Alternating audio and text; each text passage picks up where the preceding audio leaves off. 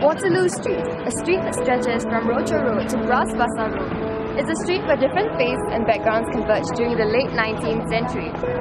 Along the street, different faiths have taken root and found a spot to settle down. One of the places was Magan Aboth Synagogue, built in 1878 as a place of worship for the Jewish community in Singapore. Magan Aboth Synagogue is the oldest synagogue in Singapore and in Southeast Asia. Buddhism had also found its way to Singapore during the same time. Kwan Im Thong Hut Cho Temple was built here in 1884 for people to pray for blessings from Kwan Im, the goddess of mercy. The temple was one of the few buildings that were left untouched during World War II, and it provided shelter for the sick and wounded during that time. Sri Krishnan Temple was also built along Waterloo Street. This South Indian temple, dedicated exclusively to Sri Krishna and his consort, Rukmini, was established in 1870. Racial and religious harmony is something that we take for granted today. But do you know that even during the early colonial period in Singapore, Singapore has already enjoyed religious and racial harmony?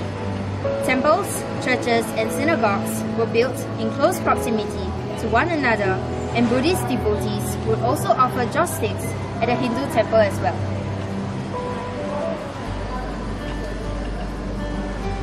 Completed in 1870, the Church of St. Peter and Paul is closely linked to the beginning and growth of the Chinese Catholic community in Singapore, in particular the Teochews. However, due to its central position, the church also served the Portuguese and the Indian congregation and was a center for many European missionaries who needed to learn the Chinese language. It was also the church where many students from the nearby St. Joseph's Institution would go to seek peace and rest.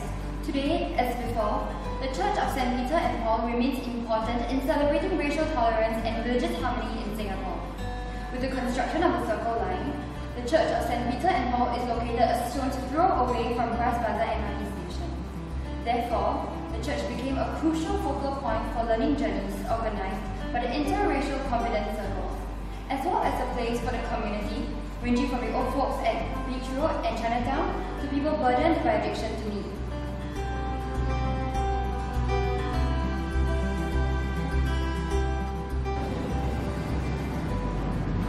On 10 February 2003, the Church of St. Peter and Paul was gazetted as a national monument.